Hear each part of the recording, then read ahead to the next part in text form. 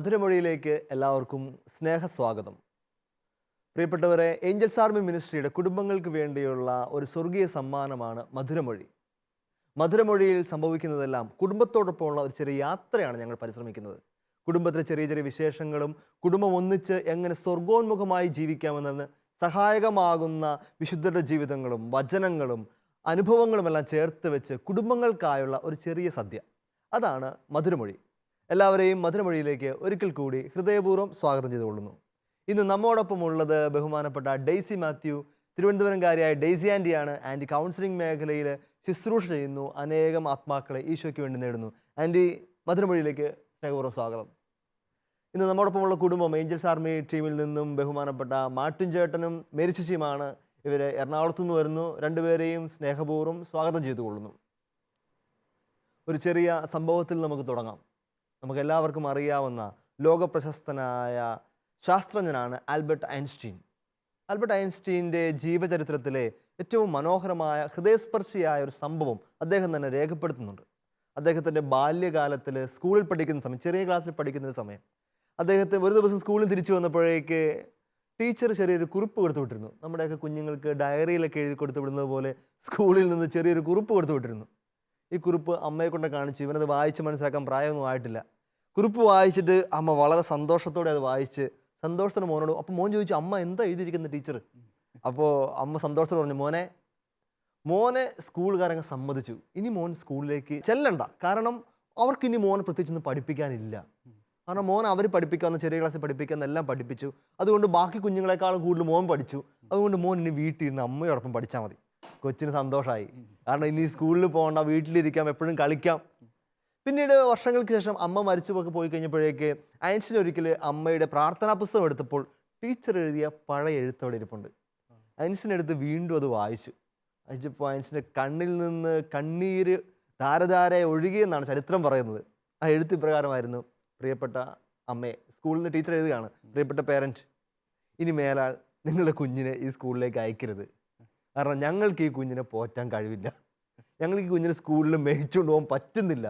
അത്രമാത്രം പ്രശ്നം അവനോട് ഉണ്ടാക്കുന്നു. ഒന്നും പഠിക്കുന്നില്ല, എല്ലാം ആരെയും പഠിക്കാൻ സമ്മതിക്കുന്നില്ല. അതുകൊണ്ട് ദയവ് ചെയ്ത് നിങ്ങളുടെ കുഞ്ഞിനെ നിങ്ങൾ വേറെ ഏതെങ്കിലും സ്കൂളിലേക്ക് അയക്കണം. ഈ എഴുത്താണ് യാതൊരു ഭാവവ്യത്യാസവും കൂടാതെ അമ്മ മറ്റൊരു രീതിയിൽ അവതരിപ്പിച്ചത്. ഒന്ന് ആലോചിച്ച് നോക്കണം. ഈ അമ്മ ആ എഴുത്ത് കിട്ടിയ ഭാവത്തിൽ അതേ വികാരത്തോടെ വായിച്ച് മോനെ പൊതുവെ തല്ലിയിരുന്നെങ്കിൽ ഇന്ന് ചരിത്രത്തിന് മുഴുവൻ അനുഗ്രഹമായി തീർന്ന ആൽബർട്ട് ഐൻസ്റ്റീൻ എന്ന് പറയുന്ന മഹാനായ ഒരു ശാസ്ത്രജ്ഞനെ നമുക്ക് ലഭിക്കുകയില്ലായിരുന്നു. അതുകൊണ്ട് ഇന്നത്തെ നമ്മുടെ മധുരമൊഴിയിലെ ചെറിയ സംസാരവും ഇത് തന്നെയാണ്. കുഞ്ഞുങ്ങളെ പറ്റിയുള്ള പരാതികൾ നമുക്ക് എങ്ങനെ സ്വീകരിക്കാൻ സാധിക്കും? കുഞ്ഞുങ്ങളെ പറ്റിയുള്ള പരാതികൾ ഉണ്ടാവുക എന്നുള്ളത് എന്നത്തെയും എക്കാലത്തെ ഒരു വിഷയമാണ്. കാരണം കുഞ്ഞുങ്ങൾ വളരുന്ന പ്രായത്തിൽ ഒത്തിരി കുസൃതരങ്ങളും ഒത്തിരി വികൃതരങ്ങളും കാണിക്കുകയും നമ്മളൊക്കെ എന്തോരം പരാതി കേൾപ്പിച്ചിരിക്കുന്നു. ഇന്നുള്ള തലമുറ അതിനേക്കാൾ കൂടുതൽ പരാതി കേൾപ്പിക്കുമായിരിക്കും. പ്രത്യേകിച്ച് സ്കൂളിൽ നിന്ന്, അല്ലെങ്കിൽ പള്ളിയിൽ നിന്ന്, നാട്ടുകാരിൽ നിന്ന്, വീട്ടുകാരിൽ നിന്ന്, അല്ലെങ്കിൽ നമ്മുടെ സഹോദരങ്ങളിൽ തന്നെ മൊത്തം പരാതികൾ ബഹളമയമായിരിക്കും. എങ്ങനെ നമുക്കിത് സ്വീകരിക്കാം? എനിക്ക് തോന്നുന്നു ഒരു 3 രീതിയിൽ പ്രതികരിക്കുന്ന മാതാപിതാക്കളുണ്ടെന്നാണ് എനിക്ക് തോന്നുന്നത്. ഒന്നാമത്തെ രീതി വളരെ നാച്ചുറലായ രീതിയാണ്. ഇപ്പോൾ ഒരു സ്കൂളിൽ ഒരു പ്രശ്നം ഉണ്ടായി, കുഞ്ഞൊരു പ്രശ്നം ഉണ്ടാക്കി. അപ്പോഴത്തേക്ക് ടീച്ചർ പേരൻറ്റിനെ സ്കൂളിലേക്ക് വിളിപ്പിക്കുന്നു, അല്ലെങ്കിൽ പള്ളിയിലേക്ക് അച്ഛൻ വിളിപ്പിക്കുന്നു. അപ്പോൾ പേരൻ്റ് വന്നിട്ട് പറയാണ്, എൻ്റെ മോനാ, അവൻ അങ്ങനെ ചെയ്യൂല, ഞങ്ങൾ വീട്ടിൽ അങ്ങനെ അല്ല വളർത്തുന്നത്, അവൻ അത്തരക്കാരനല്ല, അവൻ എൻ്റെ മോനാ, ഞങ്ങൾ കുടുംബക്കാരൊക്കെ ചെയ്യൂല. ഇതാണ് ഒന്നാമത്തെ സ്റ്റാൻഡ്. അപ്പോൾ മകൻ അങ്ങ് സേവായി, അല്ലെ മകളങ്ങ് സേവായി. അവരെന്ത് പ്രശ്നം ഉണ്ടാക്കിയാലും ഒരു കുഴപ്പമില്ല, വീട്ടുകാർ താങ്ങിക്കോളും. രണ്ടാമത്തെ ഭാഗം ഒരല്പം കൂടി ഡേഞ്ചറസ് ആണ്. ഇപ്പോൾ സ്കൂളിലേക്ക് ഒരു കൊച്ചിനെ പ്രശ്നം ഉണ്ടാക്കിയതിൻ്റെ പേരിൽ പേരൻറ്റിനെ വിളിപ്പിച്ചു കഴിയുമ്പോഴത്തേക്ക് വന്നു കഴിയുമ്പോൾ പ്രശ്നത്തിൻ്റെ അവസ്ഥയൊക്കെ അങ്ങ് അവതരിപ്പിച്ച് കഴിയുമ്പോഴേ പേരൻറ്റ് ടീച്ചറിൻ്റെ ഒക്കെ മുമ്പിൽ നിന്ന് കൊച്ചിനെ അങ്ങ് തകർക്കാൻ തുടങ്ങും. ഇവൻ നശിച്ചവൻ, ഇവൻ വന്ന് കയറിയപ്പോൾ മുതൽ ഞങ്ങളുടെ കുടുംബത്തെ അങ്ങ് തകർന്നു തുടങ്ങി, പ്രാഗി ശപിച്ച് ഇവനെ കൊണ്ട് ഞങ്ങൾക്ക് വേണ്ട സ്കൂളിലെടുത്തു. ചില പേരൻ്റൊക്കെ പറയും, നിങ്ങൾ എന്ത് വേണേലും ചെയ്തു, തല്ലുക, കൊല്ലുക, ഇവിടെ ഇടുക, എന്ത് വേണേലും ചെയ്തു. അതാണ് രണ്ടാമത്തെ സ്റ്റാൻഡ്. പാവം ടീച്ചർമാർ അവസാനം പേടിച്ചു പോകും. ഞാനത് കണ്ടിട്ടുണ്ട്, പൊട്ടിക്കുന്നതും കണ്ടിട്ടുണ്ട്. ഇത് രണ്ടാമത്തെ സ്റ്റാൻഡ്. മൂന്നാമത്തെ സ്റ്റാൻഡാണ് എനിക്ക് തോന്നുന്നത് ഒരു അല്പം വിശുദ്ധമായ ഒരു ദൈവീകമായ ചിന്താഗതി. പ്രശ്നങ്ങൾ ഉണ്ടാക്കാത്ത കുഞ്ഞുങ്ങളില്ല. അപ്പോൾ പ്രശ്നങ്ങളുടെ പേരിൽ വിളിക്കപ്പെടുമ്പോഴത്തേക്ക് പേരൻസ് പറയുകയാണ്, ടീച്ചേഴ്സ് നമുക്ക് ശ്രമിക്കാം, കുറച്ച് ബുദ്ധിമുട്ടുണ്ടെന്ന് ഞങ്ങൾക്ക് അറിയാം, അറിയിച്ചതിന് നന്ദി, ഇനിയും വരുമ്പോൾ അറിയിക്കണം, ഞങ്ങൾ നന്നായിട്ട് കോപ്പറേറ്റ് ചെയ്യാം, ഞങ്ങൾ കുഞ്ഞിനോട് സംസാരിക്കാം. അപ്പോൾ കുഞ്ഞിനും ആശ്വാസമായി, വിളിച്ചവർക്കും ആശ്വാസമായി, പ്രശ്നങ്ങൾക്കൊരു പരിഹാരമുണ്ട്. ആദ്യത്തെ 2 ഭാഗത്ത് പ്രശ്നങ്ങൾക്ക് പരിഹാരം സംഭവിക്കുന്നില്ല. ഇതാണ് നമ്മൾ എടുക്കേണ്ട ആറ്റിറ്റ്യൂഡ്. ഇത് കണ്ടുകൊണ്ടിരിക്കുന്ന നിങ്ങൾക്ക്, ഇത് കേട്ടുകൊണ്ടിരിക്കുമ്പോൾ നമ്മൾ ഏത് ഭാഗത്താണ് കുഞ്ഞുങ്ങളുടെ പരാതികൾ കേൾക്കുന്നതിലും പ്രതികരിക്കുന്നതിലും എങ്ങനെയെന്ന് ചിന്തിക്കാനുള്ള ഒരു അവസരം കൂടിയാണ്. അതുകൊണ്ട് നമുക്കിന്ന് നമ്മുടെ കൂടെയുള്ള ഡെയ്സി ആൻറ്റിയിൽ തന്നെ തുടങ്ങാം. ആൻറ്റി, ഈ 3 സ്റ്റാൻഡുകൾ പറഞ്ഞു, പ്രത്യേകിച്ച് നമുക്ക് ഒന്നാമതിൽ തുടങ്ങാം. പരാതികളൊക്കെ കേൾക്കുമ്പോൾ എൻ്റെ മക്കൾ അങ്ങനെ ചെയ്യത്തുമില്ല, ഞങ്ങൾ ആ ടൈപ്പേ അല്ല, ആ നാട്ടുകാരെ അല്ല എന്ന രീതിയിൽ പ്രതികരിക്കുന്ന എന്തെങ്കിലും അനുഭവങ്ങളോ അല്ലെങ്കിൽ സംഭവങ്ങളോ ഒക്കെ ആൻറ്റി കാണുകയോ കേൾക്കുകയോ കൈകാര്യം ചെയ്യുകയോ ചെയ്തിട്ടുണ്ടോ? ഉണ്ട്. എൻ്റെ മോൻ തന്നെ. ചിരിച്ചപ്പോൾ എനിക്ക് തോന്നി ആ പ്രശ്നം വീട്ടിൽ നിന്നുള്ള പ്രശ്നമാണ്. എൻ്റെ മോൻ +1 പഠിക്കുന്ന സമയത്ത് ഞാൻ ബാങ്കിലാണ് ജോലി. അപ്പോൾ എൻ്റെ കൂടെ ജോലി ചെയ്യുന്ന ഒരു കലീഗ്, പുള്ളി എന്നെ ഒരു ദിവസം രാവിലെ കണ്ടുകൊണ്ട് പറഞ്ഞു, ഇന്നലെ മോൻ സ്കൂളിൽ പോയല്ലോ അല്ലേ? അപ്പോൾ ഞാൻ പറഞ്ഞു, ഇല്ല, അവൻ സ്കൂളിൽ പോയല്ലോ. ഞാൻ ഇന്നലെ അവധിയായിരുന്നു, ഞാൻ ഒരു സിനിമയ്ക്ക് പോയായിരുന്നു, അവിടെ അവനെ കണ്ടല്ലോ. ഹേയ്, അതാ അവനാ, ഒരിക്കലും അല്ലാന്ന്. അവൻ സിനിമയ്ക്കേ പോയല്ലോ. ഇഷ്ടമല്ല, ഞങ്ങളാരും സിനിമയ്ക്ക് പോകുന്നില്ല, അവനെ കൊണ്ടുപോയിട്ടുമില്ല. പിന്നെ അവനെങ്ങനെ സിനിമയ്ക്ക് വന്ന? ഇല്ല മാഡം, ഉറപ്പായിട്ടും നിങ്ങളുടെ മോൻ തന്നെയാ, ഞാൻ കണ്ടതല്ലേ, എനിക്ക് നിങ്ങളുടെ മോനെ. ഓ സാറേ, എന്താ പറയുന്നത്, എൻ്റെ മോനല്ല, ഒരിക്കലും എൻ്റെ മോൻ അങ്ങനെ ചെയ്യത്തില്ല, അത് സ്കൂൾ കട്ട് ചെയ്തിട്ട്. മാഡം, സ്കൂൾ യൂണിഫോം ഉണ്ടായിരുന്നു, ബാഗ് ഉണ്ടായിരുന്നു, കൂടെ വേറൊരു പയ്യനും ഉണ്ടായിരുന്നു. അച്ഛൻ പറഞ്ഞ പോലെ എൻ്റെ മോനാ, ഒരിക്കലും അവൻ ചെയ്യത്തില്ലേ. എൻ്റെ മനസ്സിൽ പോലും ഒരു സംശയം പോലും തോന്നിയില്ല അവനായിരുന്നു. പക്ഷെ അത് പിന്നെയാണ് മനസ്സിലായത്, അവനായിരുന്നു. അവൻ പല സിനിമയ്ക്ക് അങ്ങനെ പോയിട്ടുണ്ട്. അവൻ സിനിമയ്ക്ക് ഒരു അഡിക്റ്റായി മാറിയായിരുന്നു. ക്ലാസ് കട്ട് ചെയ്ത് സിനിമയ്ക്ക് പോകുന്നുണ്ടെന്നുള്ളത്. പക്ഷേ ഇച്ചിരി താമസിച്ചു പോയി അറിഞ്ഞത്. പക്ഷെ അന്ന് ഈ പരാതി പറഞ്ഞ് ഞാൻ അതുപോലെ അങ്ങ് തള്ളിക്കളയാതെ എന്തുകൊണ്ടാണ് പറയുന്നത്, പതുക്കെ അവനോടൊന്ന് ചോദിക്കുകയോ പൊറുക്കുകയോ ചെയ്തായിരുന്നെങ്കിൽ ചിലപ്പം അത് ഇല്ല, എൻ്റെ മോനല്ല, ഒരിക്കലും അങ്ങനെ സംഭവിക്കില്ല എന്ന് തള്ളിക്കളഞ്ഞു. അത് മഹാ തെറ്റായിപ്പോയി. ഒരു മക്കള് ആ സിറ്റുവേഷൻ പറയാം. മക്കള് കളിക്കുമായിരുന്നു കുറച്ച് കുട്ടികളായിട്ട് ഒരുമിച്ച്.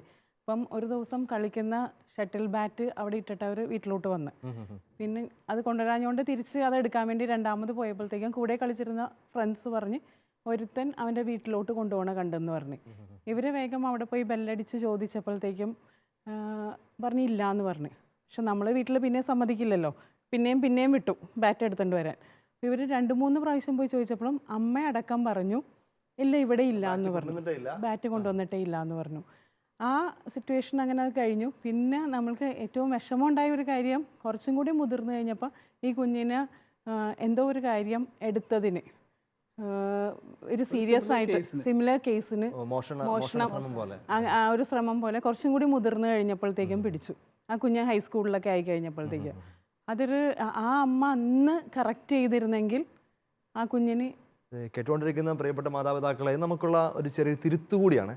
ഒരു പക്ഷേ ഇങ്ങനെ അംഗീകരിക്കേണ്ടി വരുമ്പോൾ, എൻ്റെ കുഞ്ഞ് തെറ്റിയെന്ന് അംഗീകരിക്കേണ്ടി വരുമ്പോൾ നമുക്കുണ്ടാകുന്ന ഒരു ദുരഭിമാനമോ അല്ലെങ്കിൽ ഒരു നാണക്കേടോ ഒക്കെ വിചാരിച്ച് നമ്മൾ കുഞ്ഞുങ്ങളെ ഇക്കാര്യത്തിൽ പ്രോത്സാഹിപ്പിച്ചു വിടുമ്പോൾ വലിയ കള്ളന്മാരെയും വലിയ ക്രിമിനൽസിനെ ക്രിയേറ്റ് ചെയ്യാം. ഒരു കുഞ്ഞനുഭവം കഴിഞ്ഞ ദിവസം ഞങ്ങളൊരു പള്ളിയിൽ ധ്യാനിപ്പിക്കാൻ പോയപ്പോൾ അവിടുത്തെ കൊച്ചച്ചൻ ഷെയർ ചെയ്തു. ഒത്തിരി വലിയ പള്ളിയാണ്. ഞായറാഴ്ച 5-6 കുർബാനയൊക്കെ ഉണ്ട്. 9:30 കുർബാന കുഞ്ഞുങ്ങൾക്ക് വേണ്ടിയുള്ള കുർബാനയാണല്ലോ. 9:30 കുർബാനയ്ക്ക് 9:15 സപ്ര തുടങ്ങും, 9 കുർബാന തുടങ്ങും. അങ്ങനെ കൃത്യം ഷെഡ്യൂളാണ്. അപ്പോൾ എല്ലാ ആഴ്ചയും പറയുന്നതാണ് കുഞ്ഞുങ്ങളൊക്കെ നേരത്തെ വരണം, എല്ലാവരും ഒരുമിച്ച് ആദ്യം വന്ന് പ്രാർത്ഥിച്ച് തുടങ്ങണം, സപ്ര പ്രാർത്ഥിച്ച് കുർബാനയ്ക്ക് വേണ്ടി ഒരുങ്ങണം. അപ്പോൾ ഒരു 9:50 കഴിഞ്ഞപ്പോഴത്തേക്ക് ഒരു പെങ്കൊച്ച് നടന്നു വരുന്നത്, ഒരു 9ാം ക്ലാസ്സിലെ 10ാം ക്ലാസ്സിൽ ഒരു പെങ്കൊച്ച് നടന്നു വരുന്നത്. അപ്പോൾ അതായത് പ്രസംഗം കഴിയാറായി, പ്രസംഗം കഴിഞ്ഞ് ഏകദേശം. അപ്പോഴത്തേക്ക് കൊച്ചു നടന്നപ്പോൾ കൊച്ചച്ഛൻ പുറത്ത് പിടിക്കാൻ വേണ്ടി, നമ്മളിങ്ങനെ പാവപ്പെട്ട അച്ഛന്മാർ CID പോലൊക്കെ വഴിയിലൊക്കെ നിൽക്കുമല്ലോ, അപ്പോൾ താമസിച്ചതിന് പിടിക്കാൻ വേണ്ടി. അപ്പോഴത്തേക്ക് ഈ കൊച്ചിനെ വിളിച്ച് മാറ്റി ചോദിച്ചു, മോളെ എന്താ താമസിച്ചു പോയാൽ? അവൾ പറയാ, താമസിച്ചു പോയി, റീസൺ താമസിച്ചു പോയി. വളരെ കൂൾ. നോക്കിയപ്പോൾ പുറകെ അമ്മ വരുന്നത്, കൊച്ചിൻ്റെ അമ്മ. അപ്പോൾ കൊച്ചു പറഞ്ഞു, അമ്മ ഭക്ഷണം ഉണ്ടാക്കാൻ താമസിച്ചു പോയി, അതുകൊണ്ട് കുർബാനയ്ക്ക് താമസിച്ചു പോയത്. അമ്മയോട് ചോദിച്ചപ്പോൾ അമ്മയ്ക്ക് ഒന്നുമില്ല, സത്യം പറഞ്ഞു, അമ്മയ്ക്കൊന്നുമില്ല. അമ്മ അപ്പോൾ അച്ഛൻ പറഞ്ഞു, ഒരു കാര്യം ചെയ്യും, വികാരിച്ചനെ കണ്ടിട്ട് പോകണം കുർബാന കഴിയുമ്പോൾ. അങ്ങനെ തുടർച്ചയായിട്ട് താമസിച്ച് വരുന്നവരൊക്കെ വികാരിച്ചനെ ഇങ്ങനെ കണ്ട് കാര്യങ്ങൾ അന്വേഷിക്കാറുണ്ട്, ഒന്നും പ്രശ്നമൊന്നുമില്ല, ഒന്ന് കണ്ടിട്ട് പോയച്ചാമെന്ന് പറഞ്ഞു. അപ്പോൾ കുറച്ച് കൊച്ചച്ചനെ നോക്കി ഇരിക്കുമ്പോൾ അമ്മയും മോളും കൂടി ആനവാതിൽ പുറകിലത്തെ വാതിലിൽ പള്ളിയിലേക്ക് കയറുന്നു. പള്ളിയിലേക്ക് കയറി ചുറ്റുമുറ്റൊക്കെ നോക്കിയിട്ട് മുമ്പിലുള്ള 2ാമത്തെ വാതിലിൽ ഇറങ്ങി പുറത്തേക്ക് നടന്ന് തിരിച്ചുപോയി. കുർബാന കൂടാതെ തിരിച്ചുപോയി. അമ്മയെ നമ്മൾ പൂമാലിട്ട് ആദരിക്കണ്ടേ, വേറൊന്നും കൊണ്ടല്ല. കൊച്ച് തെറ്റ് ചെയ്തു, അതിന് പ്രോത്സാഹിപ്പിക്കുക എന്നുള്ളതൊക്കെ പറഞ്ഞാൽ അതിൻ്റെ ഒരു ഭീകരമായ അവസ്ഥയുണ്ട്. കൊച്ചിന് പിന്നെ വലിയ പ്രോത്സാഹനം, ഇതിനും വലിയ തെറ്റ് ചെയ്താലും ദയവ് ചെയ്ത് അമ്മമാരെ കുറ്റം പറയുകയല്ല, മറിച്ച് ഇത് തീർച്ചയായിട്ടും ചിന്തിക്കേണ്ട ഒരു ഭാഗം. ഇതാണ് നമ്മൾ പറഞ്ഞ 1ാമത്തെ അവസ്ഥ. കുഞ്ഞുങ്ങൾ തെറ്റ് ചെയ്യുമ്പോൾ അതിനങ്ങനെ ന്യായീകരിച്ച് എൻ്റെ കുഞ്ഞുങ്ങൾ അങ്ങനെ ചെയ്യില്ല എന്ന് പറയുന്നത്. രണ്ടാമത്തെ അവസ്ഥയാണ് കുഞ്ഞുങ്ങൾ തെറ്റ് ചെയ്തോ അത് പിടിക്കപ്പെട്ടോ ഒരു പരാതി വന്നോ അതിഭീകരമായ വിധം പിള്ളേരെ മർദ്ദിച്ചും ചീത്ത വിളിച്ചും അവരെ ആത്മവിശ്വാസവും അവരുടെ അഭിമാനവും ഒക്കെ കെടുത്തുന്ന രീതിയിൽ പ്രകടനം. കഴിഞ്ഞ ദിവസം സ്കൂളിലുണ്ടായ രസകരമൊന്നും പറയാൻ പറ്റില്ല, അല്പം ഭീകരമായി പോയി, എന്നാലും കേട്ടിരിക്കുമ്പോൾ നമുക്ക് രസമൊക്കെ തോന്നും. ഒരു കുഞ്ഞിനെ സ്കൂളിൽ വെച്ച് പ്രശ്നമൊക്കെ ഉണ്ടാക്കിയിട്ട് പേരൻറ്റിൻ്റെ വീട്ടിൽ നിന്ന് വിളിപ്പിച്ച് കഴിഞ്ഞപ്പോഴത്തേക്ക് ടീച്ചർ വിളിച്ച് കാര്യങ്ങൾ അവതരിപ്പിച്ചുകൊണ്ടിരിക്കുക. ഇവന് ഇന്ന പ്രശ്നങ്ങളൊക്കെ സ്കൂളിലുണ്ടാക്കി, അതുകൊണ്ട് ഇന്ന കാര്യങ്ങൾ ശ്രദ്ധിച്ചില്ലെങ്കിൽ പിന്നീട് വലിയ വലിയ പ്രശ്നങ്ങളിലേക്ക് പോകാം. ഇതൊക്കെ കേട്ട് പേരൻറ്റിൻ്റെ ആത്മരോഷം അങ്ങ് ഉയർന്നു. അപ്പനായിരുന്നു, അപ്പൻ്റെ ആത്മരോഷമൊക്കെ അങ്ങ് ഉയർന്നു. അപ്പനിങ്ങനെ കൈയൊക്കെ അടിച്ചിട്ട് മുണ്ടൊക്കെ മടക്കി കുത്തി മകനെ അവിടെ ഒന്ന് ഊടുപാട ചീത്ത വിളിക്കൽ. മാടയാണ് കോടയാണ്, നിന്നെയൊക്കെ വളർത്തിയ സമയത്ത് തെങ്ങ് വെക്കാൻ പോയത്, വാഴ വെക്കാൻ പോയത്, അതുപോലെ ഭയങ്കര ഡയലോഗൊക്കെ. ടീച്ചർ ആകെ അങ്ങ് ഉരുകാൻ തുടങ്ങി. ടീച്ചറിന് ചമ്മല്, ബാക്കിയെല്ലാ ടീച്ചർമാരും ടീച്ചർ നോക്കിക്കൊണ്ടിരിക്കുക. അപ്പോഴത്തേക്ക് ടീച്ചർ പിന്നെ പേരൻറ്റിനെ ആശ്വസിപ്പിക്കുക, അത്ര പ്രശ്നമൊന്നുമില്ല, നമുക്ക് ശരിയാക്കി എടുക്കാതെ കാര്യമുള്ളൂ, വിഷമിക്കാതിരിക്കും നമുക്ക്. അപ്പോൾ കൊച്ചിൻ്റെ നേരെ തിരിഞ്ഞിട്ട് ടീച്ചറിന് നേരെ തിരിഞ്ഞ് പേരൻറ്റ് പറയുകയാണ്, കൊച്ചിനെ വിട്ട് ഇനി ടീച്ചറിനെ, ഇനി ഇവൻ എന്തെങ്കിലും പ്രശ്നം ഉണ്ടാക്കിയ ഞാൻ ടീച്ചറിനോട് വന്ന് ചോദിക്കുന്നത്. വിട്ടുപോയില്ലേ കാര്യം വിട്ടു. അപ്പോൾ ആൻറ്റി ഇതൊക്കെ വളരെ യൂഷ്വലായിട്ട് സംഭവിക്കുന്ന കാര്യങ്ങളാണ് സ്കൂളുകളിലൊക്കെ. ആൻറ്റി കൗൺസിലിംഗൊക്കെ ഇരിക്കുന്നതുകൊണ്ട് ഇതുപോലത്തെ ചില അനുഭവങ്ങളോ അല്ലെങ്കിൽ ഇതുപോലത്തെ അവസ്ഥകളൊക്കെ ആൻറ്റി അങ്ങനെ നോക്കിക്കാണുന്നത്? എൻ്റെ തന്നെ ജീവിതത്തിൽ വീണ്ടും ഒരു അനുഭവം ഞാൻ പറയാം. എൻ്റെ മോൻ ചെറുതായിരുന്നു, LKG പഠിക്കുമ്പോഴത്തേന്. തിരിച്ച് മോൻ വീട്ടിൽ കയറ്റുമല്ലോ അല്ലേ? അല്ല, അവൻ എനിക്ക് അനുവാദം തന്നിട്ടുണ്ട്. അവൻ പറഞ്ഞിട്ടുണ്ട്, എല്ലാവരും അറിയണം മാതാപിതാക്കൾ എങ്ങനെയാണ് കുഞ്ഞുങ്ങളെ വളർത്തേണ്ടതെന്നും പ്രാർത്ഥിച്ച് അവരെ കൊണ്ടുവരേണ്ടതെന്നുള്ളത് എല്ലാവരും അറിയണം. അതുകൊണ്ട് സാക്ഷിയായിട്ട് അമ്മ പറഞ്ഞു അവൻ എനിക്ക് അനുവാദം തന്നു. അനേകർക്ക് ഒരു മാർഗദീപമായിരിക്കട്ടെ എന്ന അടിക്കുറിപ്പോടെ തുടങ്ങി. അപ്പോൾ ഇങ്ങനെ അവൻ LKG പഠിക്കുമ്പോഴത്തേന് ഞാൻ ഓട്ടോയിൽ അവനെ, അന്ന് തമിഴ്നാട്ടിലാണ്, ഓട്ടോയിൽ അവനെ സ്കൂളിൽ കൊണ്ടാക്കുന്നത്. ഓട്ടോയിൽ ഞാൻ ഗേറ്റിനകത്തോട്ട് ഞാൻ കയറ്റിയല്ല, അവിടെ ഇറക്കി വിട്ടിട്ട് ഞാൻ പോവും. കാരണം ക്ലാസ് ടീച്ചർ എന്നെ കണ്ടു കഴിഞ്ഞാൽ അങ്ങനെയില്ല ഒരു നിമിഷം എന്ന് പറഞ്ഞുകൊണ്ട് ഓടി വന്നിട്ട് ഉങ്ക പയ്യൻ എപ്പിടിയാക്കും എന്ന് പറഞ്ഞാൽ കുറേ പറയും. എഴുതമാട്ട പഠിക്ക മാട്ട എന്ന് പറഞ്ഞോണ്ട് അത് കേൾക്കുമ്പോഴത്തേക്ക് എനിക്കങ്ങ് ഇവനോടാണ് ദേഷ്യം വരുന്നത്. അവർ പറയുന്നത് ശരിയാണ് എന്നുള്ളത് ഞാൻ അംഗീകരിച്ചോണ്ട് എനിക്ക് ഇവനോട് ഭയങ്കര ദേഷ്യമാണ്. വീട്ടിൽ വന്ന് കഴിയുമ്പോഴത്തേന് പാടാ പഠിക്കാന്ന് പറയുമ്പോൾ ഞാൻ പഠിക്കും മാട്ടെ, എഴുതാന്ന് പറയുമ്പോൾ ഞാൻ എഴുതുമാട്ടെ. അവൻ കൊച്ചല്ല, അന്ന് ആദ്യം പഠിച്ച തമിഴാണ്.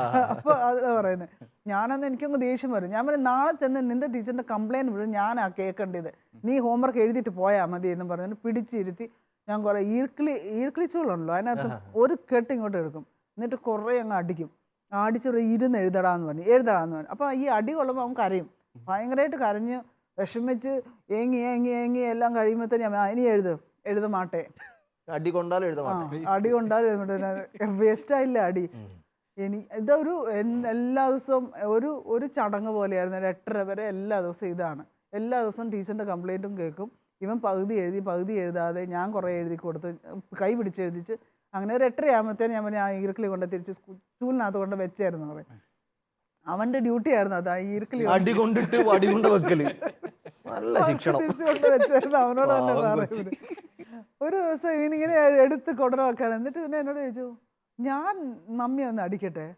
ഞാൻ അടിച്ചോ എന്ന് പറഞ്ഞു. വേദനിക്കും എന്ന് പറഞ്ഞു. ഞാൻ ഈർക്കിളി കൊണ്ട് അടിച്ചാൽ എന്ത് വേദനയാന്ന് പറഞ്ഞു. അവൻ അതിനകത്ത് നിന്ന് ഒരു ഈർക്കിളി എടുത്ത് ഞാൻ ഒരു കെട്ട് വെച്ച അവന് അതിനകത്ത് നിന്ന് ഒരെണ്ണം എടുത്തിട്ട് അവനിങ്ങനെ കൈ ഇങ്ങനെ പുറകോട്ട് വീശി, ശരിക്കും ഫോട്ടോഗ്രാഫിക് മെമ്മറിയിൽ ഇങ്ങനെ എൻ്റെ ആ പിക്ചർ കിടപ്പുണ്ട്. ഇവനിങ്ങനെ കൊച്ചു സാധനം കൈ ഇങ്ങനെ പുറകോട്ട് വീശിയിട്ട് ഒറ്റ അടി എൻ്റെ കയ്യിലോട്ട്. ഈ കയ്യിലോട്ട് ഇപ്പോൾ എന്തൊരു വേദനയായിരുന്നു എന്നറിയാമോ, ഭയങ്കര വേദന. എന്നിട്ട് ഈ തൊലി പൊട്ടിയിട്ട് അവിടെ ഇവരിങ്ങനെ രക്തം ഇങ്ങനെ പുറത്ത് വന്ന പോലെ അതുപോലെ പൊട്ടി. അപ്പോൾ ഞാൻ വിചാരിച്ചു, ദൈവമേ, എൻ്റെ കൊച്ചിനോട് ഞാൻ ഇത്രയും നാളും കാണിച്ചുകൊണ്ടിരുന്ന എന്തൊരു ക്രൂരതയാണ്. ഈ ടീച്ചറിൻ്റെ കംപ്ലൈൻറ്റ് കേൾക്കാനുള്ള ബുദ്ധിമുട്ട് കാരണം ഞാൻ കൊച്ചിനോട് പ്രകൃതിച്ച് എങ്ങനെയായിരുന്നല്ലോ എന്നുള്ളത്. അപ്പോൾ എൻ്റെ ആ മനസ്സിൻ്റെ വേദന ഞാൻ ഏതായാലും എനിക്കറിയത്തില്ല, ദൈവസന്നിധിയിൽ അത്, കാരണം ഞാൻ എന്നെ തന്നെ തിരുത്താൻ തീരുമാനിച്ചു. ടീച്ചറിൻ്റെ കംപ്ലൈൻറ്റ് കേട്ടാലും വേണ്ടില്ല, ഞാൻ ഈ കൊച്ചിനോട് ഇങ്ങനെ ക്രൂരത കാണിക്കുകയല്ല. എൻ്റെ മനസ്സിൻ്റെ വേദന പ്രാർത്ഥനയായിട്ട് ദൈവത്തിൻ്റെ കാര്യങ്ങൾ തീർച്ചയായിട്ടും ഉയർന്നിട്ടുണ്ട്. എന്നിട്ട് അതുകൊണ്ട് അതനുസരിച്ച് ഞാൻ എന്നെ തന്നെ മാറ്റാനും തീരുമാനിച്ചു.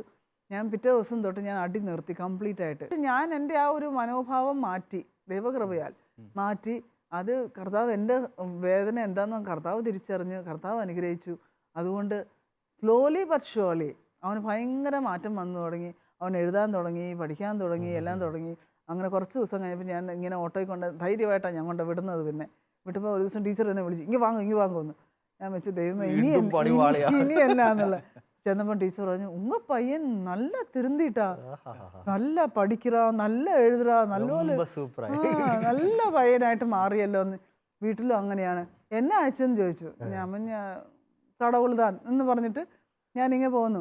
പക്ഷെ ഞാൻ ഓർക്കുവാണ് LKG അവൻ പിന്നെ പാസ് ഔട്ട് ആയപ്പോൾ he was first in the class. ഓ, അവൻ ഏറ്റവും ടോപ്പിലെത്തി. അത്രയ്ക്ക് വ്യത്യാസം, എഴുതാനും പഠിക്കാനും ഒക്കെ ഭയങ്കര താല്പര്യമായിട്ട്.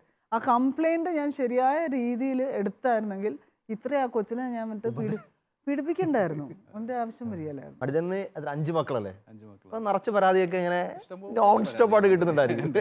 ഇതുപോലെയുള്ള മാട്ടിൻചേട്ടനെ ഇങ്ങനെ പെട്ടെന്ന് പ്രതികരിച്ച അനുഭവങ്ങളോ അല്ലെങ്കിൽ പിള്ളേരെ മനസ്സിലാക്കാതെ നമ്മളിങ്ങനെ പ്രതികരിച്ചു പോയി എന്ന് അങ്ങനത്തെ എന്തെങ്കിലും അവസ്ഥകളിലൂടെ കടന്നു പോയിട്ടുണ്ടോ? ഉണ്ടായിട്ടുണ്ട് അച്ഛാ. ഞാനിത് ഈ ടോപ്പിക്ക് ചിന്തിച്ചപ്പോൾ തന്നെ ഞാൻ ആദ്യം എൻ്റെ മനസ്സിൽ വന്നതേ, നമ്മൾക്ക് ദൈവം ഒരുക്കിയേക്കണ കണ്ണാടികളാണ് ശരിക്കും ഈ നമ്മൾക്ക് പരാതി പറയുന്നവർ.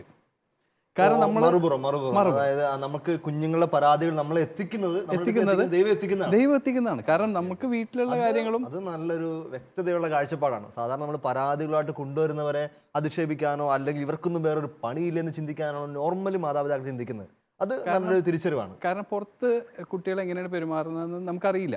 അപ്പോൾ ചിലപ്പോൾ ടീച്ചേഴ്സിൻ്റെ രൂപത്തിലായിരിക്കും ആ കണ്ണാടി, ആ കണ്ണ് നമുക്ക് കാണാൻ പറ്റുന്നത്, ആ കാഴ്ച കാണാൻ പറ്റുന്നത്.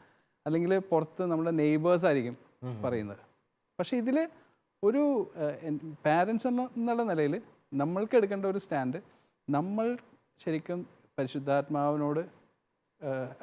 പരിശുദ്ധാത്മാവിൽ ആശ്രയിച്ചുകൊണ്ട് നമുക്കൊരു ഇത് വേണം, വിവേകം വേണം ആ കാര്യത്തിൽ.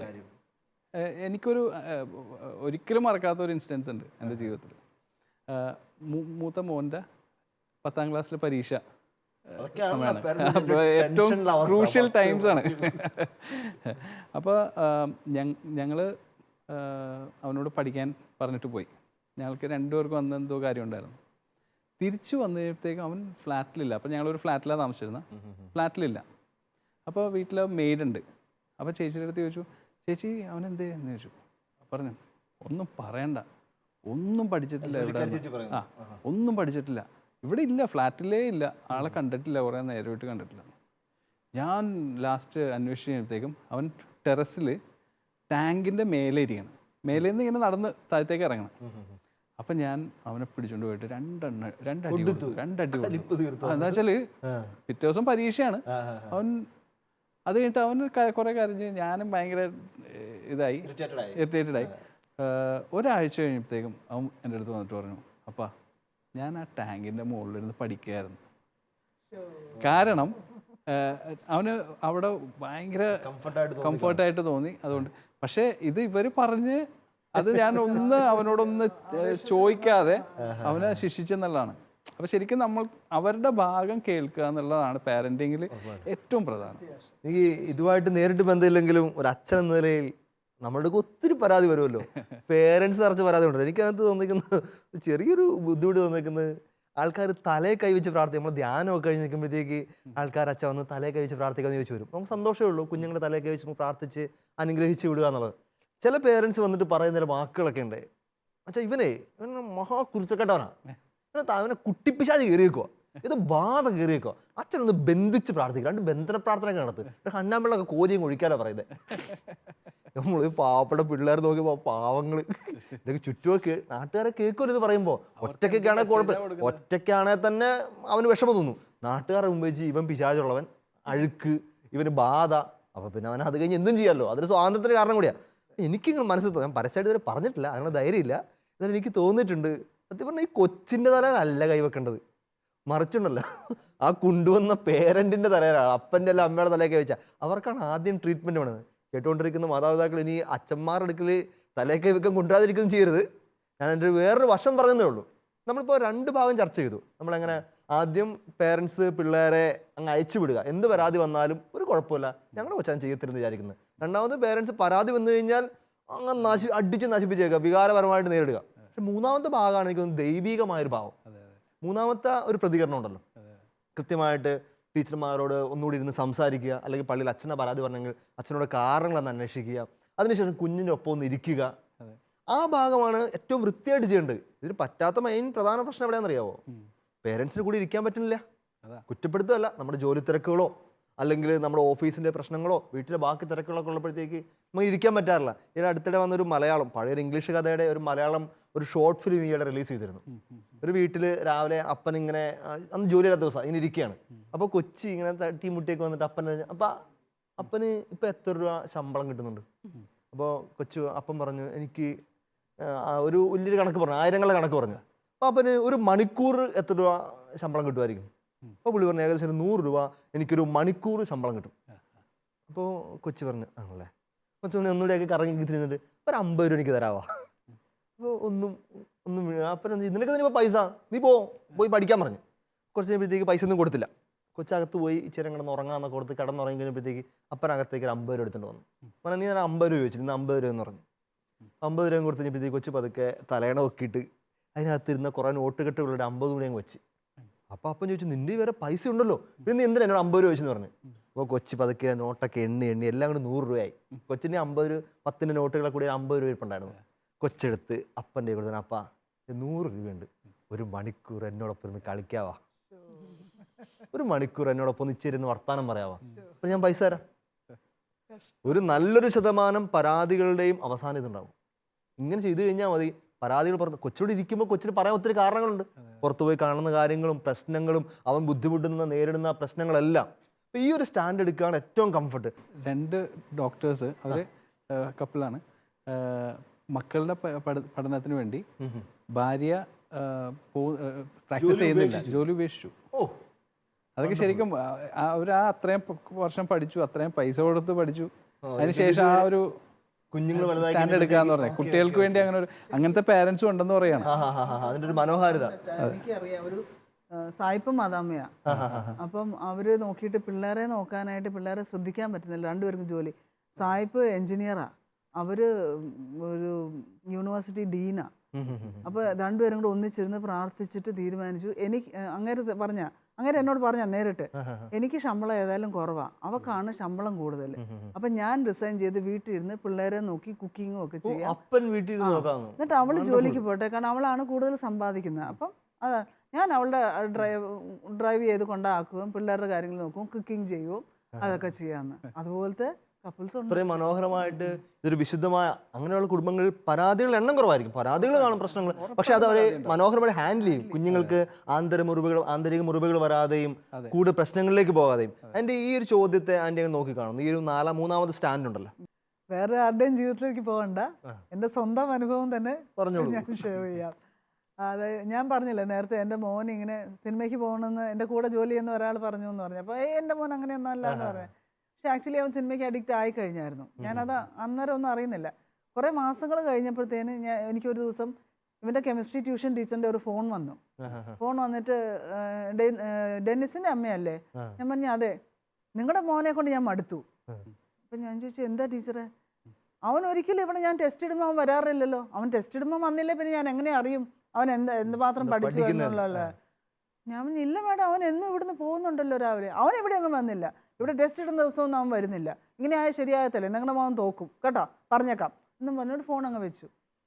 അപ്പം ഞാൻ വെച്ച് ടീച്ചർ അങ്ങനെ വിളിച്ച് പറയണമെങ്കിൽ എന്തെങ്കിലും ഒരു ഇല്ലാതെ അങ്ങനെ ടീച്ചർ മെനക്കെട്ട് വിളിച്ച് പറയും. പിറ്റേ ദിവസം സ്കൂളിലോട്ട് ഞാൻ ഹസ്ബൻഡ് സ്കൂളിൽ പോയി എൻ്റെ ക്ലാസ് ടീച്ചറിനെ പോയി കണ്ടു. ക്ലാസ് ടീച്ചറിനോട് ചോദിച്ചു, ഞങ്ങളുടെ ഇങ്ങനെ മോൻ്റെ ആളുടെ പേരൻസാന്ന് പറഞ്ഞു. നിങ്ങളുടെ മോന് നിങ്ങൾ എന്തിനാ ഇത്രയും കാശ് കൊടുക്കുന്നത്? കാശ് ഞങ്ങൾ കൊടുക്കാറില്ല, അങ്ങനെ കാശ് കൊടുക്കാറില്ല. പിന്നെ എങ്ങനെയാ അവൻ ഇത്രയും സിനിമ കാണുന്നത്? സിനിമയോ? ഇല്ല ടീച്ചർ, അവൻ സിനിമയ്ക്കൊന്നും പോകാറില്ല. ആര് പറഞ്ഞു? എനിക്കറിയാമല്ലോ, അവൻ ഈ മാസം തന്നെ 20 സിനിമ കണ്ടു. ഒരു മാസം 20 സിനിമ? ഈ മാസം തന്നെ അവൻ 20 സിനിമ കണ്ടു. ഞാൻ ചോദിച്ചു ടീച്ചർ എങ്ങനെയാ അതറിഞ്ഞ്? എൻ്റെ കസിൻ്റെ മോൻ അതേ ക്ലാസ്സിലുണ്ട്, ഞങ്ങളുടെ ക്ലാസ്സിൽ. അവൻ മണിമണിയായിട്ട് എല്ലാം പറയും. ആർക്ക് എപ്പോൾ സിനിമയ്ക്ക് പോകണാലും ഡെന്നിസുണ്ട് കൂട്ടിന്. അപ്പം അവൻ വീട്ടിൽ നിന്ന് ഇറങ്ങുമ്പോഴത്തേനും അവൻ യൂണിഫോം ഇട്ടുകൊണ്ടാണല്ലോ വരുന്നത്. അവൻ ബാഗിനകത്ത് ടീഷർട്ട് എടുത്ത് വെച്ചുകൊണ്ടാണ് വരുന്നത്. ഒരു ടീഷർട്ട് എടുത്തിട്ട് അവൻ സിനിമയ്ക്ക് പോകുന്നുണ്ട്. അപ്പം ഞാൻ വെച്ചു ഈ ടീച്ചറും കൂടെ അങ്ങനെ പറയണമെങ്കിൽ എന്തെങ്കിലും കാണുമായിരിക്കും എന്നുള്ളത്. അപ്പം അവിടുന്ന് പിന്നെ തിരിച്ച് വീട്ടിലോട്ട് വരുമ്പോൾ കുറച്ച് ദൂരമാണ് സ്കൂള്. വരുന്ന വഴിക്ക് ഹസ്ബൻഡ് മറ്റേ പഴയ സ്റ്റാൻഡിൽ നിൽക്കുക. എടി നാളെ തൊട്ട് അവനെ സ്കൂളിൽ വിടണ്ട, കുറെ നാളെ പോവാതിരിക്കുമ്പോൾ അവൻ പഠിക്കും എന്ന്. സ്വാഭാവികമായ ഒരു അപ്പന്റെ പ്രതികരണമാണ്. ആ. അത് വലിയ അതപ്പം പരാതി നമുക്ക് പറയാൻ അതിനകത്ത് പറ്റത്തില്ല. പറ്റുകയില്ല. ശരിക്കും എനിക്കും ആദ്യം തോന്നുന്നത് അങ്ങനെയാണല്ലോ. നമുക്ക് ആദ്യത്തെ ഒരു റിയാക്ഷൻ അങ്ങനെയായിരിക്കും. ഇവനെ എങ്ങനെയാണ് നന്നാക്കുന്നതെന്നുള്ള നമ്മൾ ഈ രീതിയിലല്ലേ ചിന്തിക്കുന്നത്. ഞാൻ ടീച്ചറും പറഞ്ഞു മറ്റേ ടീച്ചർ, അപ്പോൾ തീർച്ചയായിട്ടും അതിനകത്ത് എന്തെങ്കിലും കാണും. ഞാൻ അവിടെ നിന്ന് ഇവിടെ തൊട്ട് ഞാൻ പറഞ്ഞു, ചേട്ടാ എനിക്കൊരു 2 മാസം സമയം എന്താ, 2 മാസം കൊണ്ട് അവൻ. അപ്പോൾ പുള്ളി പറഞ്ഞു, ഇത്രയും വർഷം നീ നോക്കിയിട്ട് ഈ ഗതിയാക്കിയില്ലേ, ഇനി 2 അത് മാസം വളരെ സ്വാഭാവികമായ പ്രതികരണമല്ലേ? 2 മാസം കൊണ്ട് നീ എന്നാ കാണിക്കാനാ? ശരിയാ, പുള്ളി പറയുന്നത് ശരിയാ. എനിക്ക് അന്നേരം ഞാൻ ചിന്തിച്ചു, ഞാൻ ശരിയാ 2 മാസം കൊണ്ട് ഞാൻ എന്താ ചെയ്യാനാന്ന് വിചാരിച്ചു. പക്ഷെ ഏതായാലും ടീച്ചർമാർ പറഞ്ഞ സ്ഥിതിക്ക് പരാതിയുള്ള ശരിക്ക് അതിന് എന്തെങ്കിലും. അപ്പോൾ എനിക്ക് തോന്നിയത് ഞാൻ ദൈവത്തിന് സമർപ്പിച്ച് പ്രാർത്ഥിക്കണം എന്നുള്ള ഒരു തോന്നല. പക്ഷെ എനിക്ക് പ്രാർത്ഥനയെക്കാളും കൂടുതൽ എനിക്ക് സങ്കടമാണ് വന്നത്. രാവിലെ 5:30 ഇറങ്ങി പോകുന്ന ഈ കൊച്ച് രാവിലെ ഒരു ട്യൂഷൻ, പിന്നെ സ്കൂൾ കഴിഞ്ഞ ഒരു ട്യൂഷൻ, പിന്നെ അടുത്ത ഒരു ട്യൂഷൻ, പിന്നെ രാത്രി 8:30 വീട്ടിൽ വരുന്നു. ട്യൂഷന് കഴിയുമ്പോൾ ഇടയ്ക്ക് കഴിക്കാനായിട്ട് പഫ്സ് വാങ്ങിക്കാനോ വല്ലതും എനിക്ക് കാശ് കൊടുക്കും. ഇതെല്ലാം കൂടെ അവൻ സേവ് ചെയ്ത് വെച്ചിട്ട് കഴിക്കാതുണ്ട് സിനിമയ്ക്ക് പോക്കാണ്, ട്യൂഷനും പോകാതുണ്ട്. അപ്പം ഞാനിങ്ങനെ വെച്ച് എനിക്ക് എവിടെയാ തെറ്റുപറ്റി, എന്തുകൊണ്ടാണ് ഞാൻ ഇങ്ങനെ എൻ്റെ കൊച്ചായി പോയെന്ന്. അന്ന് രാത്രി ഞാൻ ഇരുന്ന് കുറേ അങ്ങ് കരഞ്ഞു. ഞാൻ കരഞ്ഞതേ ഉള്ളൂ. എനിക്കറിയത്തില്ല 2 മാസം കൊണ്ട് ഞാൻ എന്നാ ചെയ്യും. പക്ഷേ ടീച്ചറിൻ്റെ കംപ്ലയിൻറ്റ് ഞാൻ അതുപോലെ അങ്ങ് സ്വീകരിച്ചു, പോസിറ്റീവായിട്ട് തന്നെ എടുത്തു. അപ്പോൾ ഇതിന് എന്തെങ്കിലും ചെയ്യണം.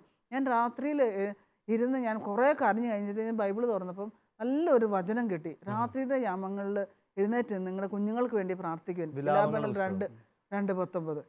അപ്പോൾ എനിക്ക് മനസ്സിലായി ഞാൻ അങ്ങനെയാണ് അത് ചെയ്യേണ്ടതെന്നുള്ള കാര്യം. അപ്പം ഞാൻ അത് രാത്രിയുടെ യാമങ്ങളിൽ എഴുന്നേറ്റിരുന്ന് ഞാൻ പ്രാർത്ഥിക്കാൻ തുടങ്ങി, ഇവന് വേണ്ടിയിട്ട് പ്രാർത്ഥിക്കാൻ തുടങ്ങി. ഇവൻ സിനിമയ്ക്ക് പോകുന്നുണ്ടെന്നുള്ളൊരു തെളിവ് എനിക്ക് പിന്നെയും കിട്ടിയത് ഒരാഴ്ച കഴിഞ്ഞപ്പോഴത്തേന്. ഒരു ദിവസം 8:30 തിരിച്ചു വരണ്ടേ, അവൻ 8:45 എത്തിയിട്ടില്ല. ഞാൻ വെച്ച് ദൈവമേ. അപ്പോൾ അന്ന് എൻ്റെ ഹസ്ബൻഡ് അവിടെ കൊല്ലത്ത് പോയി വരിക. അപ്പോൾ പുള്ളി വരുമ്പോഴത്തേനും ട്രെയിനൊക്കെ ലേറ്റ് ആയതുകൊണ്ട് പുള്ളി വരുമ്പം താമസിക്കും. അപ്പോൾ എൻ്റെ ആഗ്രഹം മുഴുവനും പുള്ളി തിരിച്ചു വരുന്നതിന് മുമ്പ് ഇവൻ വീട്ടിലെത്തണം എന്നുള്ള ഒരു ആഗ്രഹം. ഇവനോട് ഞാൻ ഇതുവരെ പറഞ്ഞിട്ടില്ല. മറ്റേ ടീച്ചർമാർ പറഞ്ഞ കാര്യം ഒന്നും ഞാൻ പറഞ്ഞിട്ടില്ല. ഞാൻ രാത്രി എഴുന്നേറ്റ് പ്രാർത്ഥിക്കുന്നത് മാത്രമേ ഉള്ളൂ. അപ്പോൾ ഒരു 9-9:15 ഇപ്പോൾ അവൻ വന്നു. ഞാൻ ചോദിച്ചു, എന്താ മോനെ താമസിച്ചേ? അയ്യോ, ആ ഫിസിക്സിൻ്റെ ട്യൂഷൻ സാറ് ലൈറ്റ് ചാപ്റ്റർ എടുത്തിട്ട് തീർത്തിട്ടേ വിടുകയുള്ളൂ എന്ന് പറഞ്ഞു. നേരെ മറിച്ച് ഇവൻ വരുന്നതിന് മുമ്പ് ഇവൻ്റെ കൂട്ടുകാരൻ്റെ വീട്ടിൽ വിളിച്ച് ഞാൻ അറിഞ്ഞു കഴിഞ്ഞ് ഇവൻ സിനിമയ്ക്ക് പോയിരിക്കുകയാണ്. അവനും ഇവനും കൂടെ സിനിമയ്ക്ക് പോയിരിക്കാൻ സിനിമയ്ക്ക് പോയിരിക്കാൻ ഞാൻ അറിഞ്ഞിട്ടുണ്ട്. അപ്പം എനിക്ക് ഉറപ്പായി ഈ ടീച്ചർ പറഞ്ഞത് ശരിയാണെന്നുള്ള കാര്യം. ഇവൻ സിനിമയ്ക്ക് അഡിക്റ്റ് ആയി കഴിഞ്ഞു എന്നുള്ള കാര്യം എനിക്ക് ഭയങ്കര സങ്കടം തോന്നി. പക്ഷെ കണ്ടിന്യൂസ് ആയിട്ട് ഞാൻ വീണ്ടും ഇങ്ങനെ പ്രാർത്ഥിച്ച് രാത്രിയുടെ യാമങ്ങൾ അന്ന് എഴുന്നേറ്റ് പ്രാർത്ഥിക്കാൻ തുടങ്ങിയത്. ഇന്ന് എനിക്ക് രാത്രി ഉറക്കം വരികയില്ല. അതുകൊണ്ട് അതൊക്കെ ശീലമായി പോയി. രാത്രിയിൽ അതുകൊണ്ട് പെട്ടെന്ന് ഉറക്കം വരികയില്ല. സമർപ്പിച്ച് പ്രാർത്ഥിച്ചു. ഭയങ്കര മാറ്റം വന്നു അവന്. കുറച്ച് ദിവസം കഴിഞ്ഞപ്പോഴത്തേന് അവന് അവൻ കുളിക്കുകയില്ലായിരുന്നു, പഠിക്കുകയില്ലായിരുന്നു, കഴിക്കുകയില്ലായിരുന്നു. ഈ ഉറക്കം സിനിമയും കണ്ടിട്ട് വന്ന ഉറക്കവാ. പിന്നെ ഇവിടെ പഠിക്കാനാ അങ്ങനെ ഒരു ഇതാ. പക്ഷെ അവന് ഭയങ്കര മാറ്റം വന്നു. അവൻ കുളിക്കാൻ തുടങ്ങി, അവൻ കഴിക്കാൻ തുടങ്ങി വൈകിട്ട് വന്നിട്ട്. പിന്നെ പഠിത്തം എന്ന് പറഞ്ഞ് എന്നാ ഒരു പഠിത്തമായിരുന്നു. നല്ലപോലെ പഠിച്ച് ശരിക്കും അവന് ഇങ്ങനെ പഠിച്ചിട്ടില്ല, ഇങ്ങനെ പഠിച്ചു. അപ്പം എനിക്ക് ഉറപ്പായി അവനിപ്പോൾ സിനിമയ്ക്ക് പോകുന്നില്ല എന്നുള്ള കാര്യം. അങ്ങനെ പഠിച്ച് അവൻ എൻട്രൻസിന് സ്റ്റേറ്റിൽ 22ാമത്തെ റാങ്ക് കിട്ടി. ഇപ്പം നല്ല നിലയിൽ ജീവിക്കുന്നുണ്ട്. ദൈവത്തെ മഹത്വപ്പെടുത്തിക്കൊണ്ട് ശരിക്കും ഒരു ഈശോ കുട്ടിയായിട്ട് തന്നെ ജീവിക്കുന്നുണ്ട്. എനിക്ക് തോന്നുന്നു ഒരു അമ്മ ഈ അടുത്ത ദിവസങ്ങളിൽ എന്നോട് പങ്കുവെച്ച മനോഹരമായ ഒരു അനുഭവം പറഞ്ഞിട്ട് നമുക്ക് എപ്പിസോഡ് അവസാനിപ്പിക്കാൻ തോന്നുന്നു.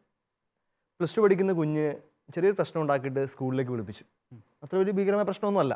സ്കൂളിൽ ചെന്ന് കഴിഞ്ഞപ്പോഴത്തേക്ക് ടീച്ചേഴ്സ് പേരൻറ്റിൻ്റെ മുമ്പിൽ വെച്ച് തന്നെ കൊച്ചു ചെയ്ത തെറ്റുകളൊക്കെ പറഞ്ഞു. പേരൻറ്റ് ഇച്ചിരി ചമ്മി, ഇച്ചിരി നാണക്കേടൊക്കെ മനസ്സിൽ തോന്നി, മകനോട് പ്രതികരിക്കാൻ തോന്നി. ഒന്നും പറഞ്ഞില്ല, മനസ്സ് വേദനിച്ചുകൊണ്ടൊക്കെ തന്നെ അവിടെ നിന്നു. അപ്പോൾ കുഞ്ഞ് ചെറുപ്പക്കാരൻ പയ്യൻ, അവൻ 18 വയസ്സുകാരൻ, അവൻ സൈഡിൽ നിന്നുകൊണ്ട് തലയെ കുറിച്ച് നിൽക്കുകയാണ്. ഇതെല്ലാം കഴിഞ്ഞ് പേരൻറ്റ് മകനെ വിളിച്ചുകൊണ്ട് തിരിച്ച് വീട്ടിലേക്ക് വരുമ്പോൾ വണ്ടി ഇരിക്കുകയാണ്. വണ്ടി ഇരുന്നപ്പോഴത്തേക്ക് ഒന്നും പറയുന്നില്ല. അമ്മയൊന്നും കുറ്റപ്പെടുത്തി സംസാരിച്ചു, ഒരു വാക്കുപോലും മിണ്ടിയില്ല. അപ്പോൾ രണ്ടും പള്ളിയിലേക്ക് പോകുന്നു, വൈകുന്നേരം കുർബാനയ്ക്ക് വേണ്ടി പോകുന്ന വഴി അവൻ ആദ്യം അമ്മയുടെ കൈ പിടിച്ചിട്ട് പറഞ്ഞു, അമ്മ എനിക്കിന്ന് കുമ്പസാരിക്കണമെന്ന് പറഞ്ഞു. അപ്പോൾ കുർബാനയ്ക്ക് മുമ്പ് ഇവർ നേരത്തെ ഒന്ന് കുമ്പസാരിക്കാൻ വേണ്ടിയിരുന്നു. കുമ്പസാരം കഴിഞ്ഞ് അമ്മ നോക്കിയപ്പോഴത്തേക്ക് +2 പഠിക്കുന്ന പയ്യൻ 2 കൈയും വിരിച്ച് പിടിച്ച് കൊന്തയില്ലെന്ന് പള്ളിയുടെ സൈഡിൽ നിന്നിട്ട്. അമ്മ പറയാം, ജീവിതത്തിൽ ഞാൻ ഈ 18-19 വയസ്സിൻ്റെ ഇടയിൽ ഇവൻ്റെ ഒരിക്കൽ പോലും അവനെ ചെയ്യുന്ന കണ്ടിട്ടില്ല, കുഞ്ഞിനെ പോലും കണ്ടിട്ടില്ല. 2 കൈയും വിരിച്ച് പിടിച്ച് കൊന്തയിൽ പ്രാർത്ഥിക്കുന്നു.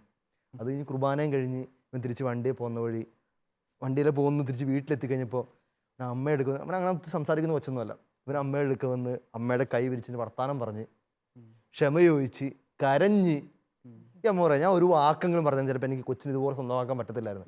ഇന്നാ കൊച്ച് സെമിനാരിൽ കയറി, അച്ഛനാകാൻ വേണ്ടി ജീവിതത്തോട് തിരഞ്ഞെടുത്ത് മാറി. സൈലൻസിന് ഭയങ്കര എത്ര സൈലന്റ് ആയിട്ടുള്ള പ്രാർത്ഥനയ്ക്കാണ് സഭയിൽ പ്രത്യേകിച്ച് അമ്മമാര്, ശരിക്കും വിശുദ്ധരായ ഒത്തിരി അമ്മമാര് സൈലന്റ് ആയിട്ടിരുന്നിട്ട് നിശബ്ദമായിരുന്നിട്ട് കണ്ണീരൊഴുക്കി പ്രാർത്ഥിച്ചുകൊണ്ടാണ് ഇത്രയും വിശുദ്ധമായ തലമുറ ഉണ്ടായത്. പലപ്പോഴും അമ്മമാർക്ക് സൈലന്റ് ആവാൻ പറ്റാറില്ല. അതാണ് അവരുടെ ഒരു വികാരങ്ങൾ ബുദ്ധിമുട്ടുണ്ടാണ് കൂടുതൽ.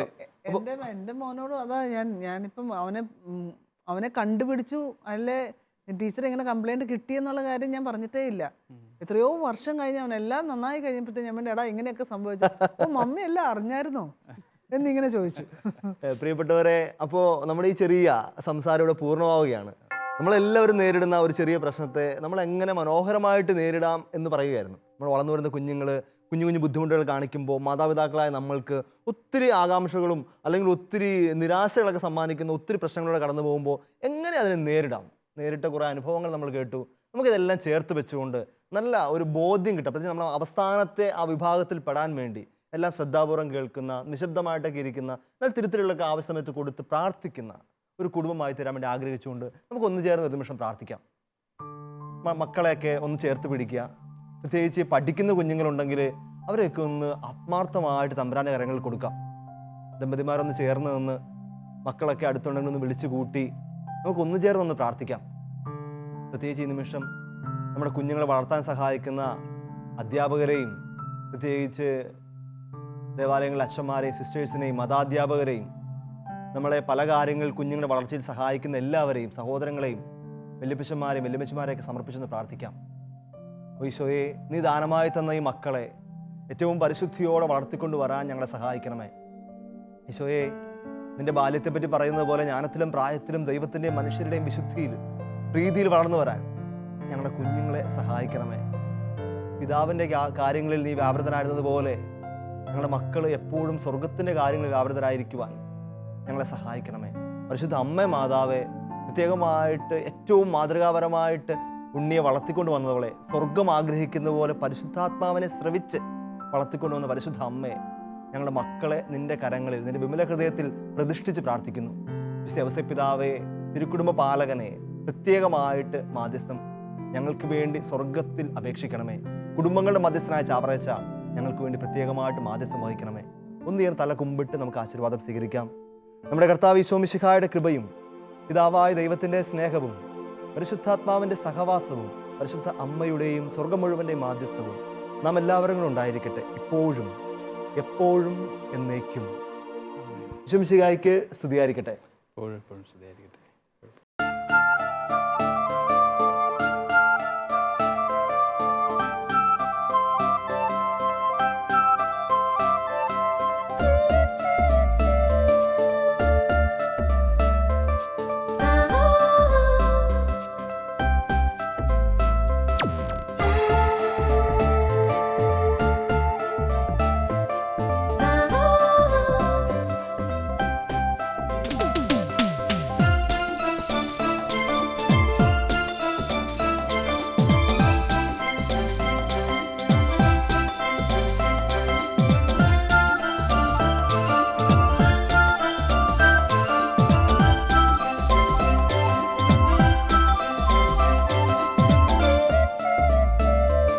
മധുരമൊഴി